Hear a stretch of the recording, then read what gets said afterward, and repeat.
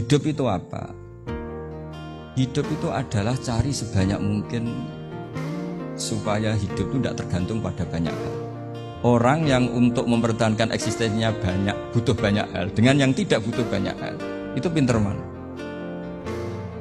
Orang yang bahagianya nunggu jadi dokter, nunggu jadi kiai besar, kiai viral, dengan orang yang bahagia cukup dengan ngopi, itu pinter mana?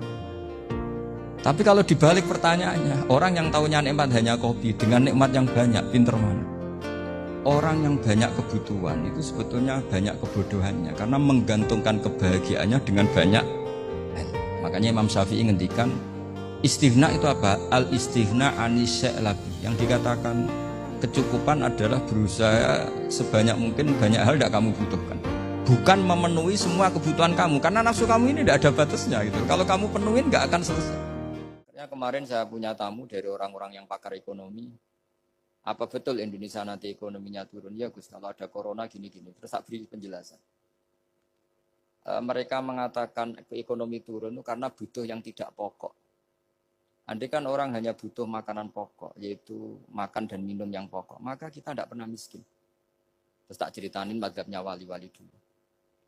Jadi miskin itu disebabkan karena kebutuhan kita banyak. Maka merasa miskin kalau nggak tersampaikan. Makanya istighna itu bukan bisek tapi anisek. Kalau dalam bahasa tasawuf, latela istighna anisek, bukan bisek. Kalau kamu merasa cukup dengan terpenuhinya kebutuhan itu, maka kamu akan nyari-nyari barang itu. Tapi kalau kamu istighna anisek, memang kamu dari awal tidak butuh. Saya beri contoh begini. Orang itu datang ke saya, orang-orang ahli ekonomi. Kebutuhan pokok kamu itu misalnya punya celana, bisa nutupi aurat kamu. Dengan kamu dikasih alpat tapi tidak pakai celana, milih mana?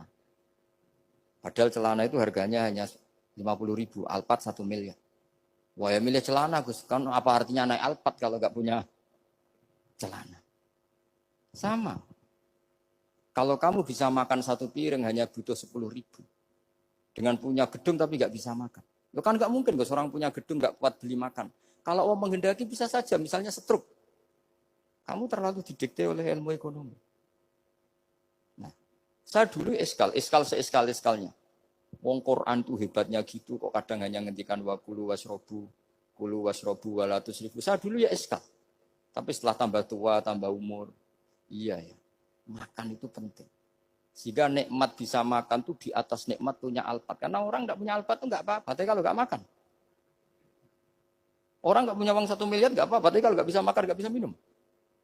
Nah, Quran itu harus diartikan seperti itu. Sehingga kualitas wakulu wasrobu itu luar biasa, kan ini pokok. Tapi karena kita didikte oleh adat, seakan-akan kulu wasrobu itu biasa.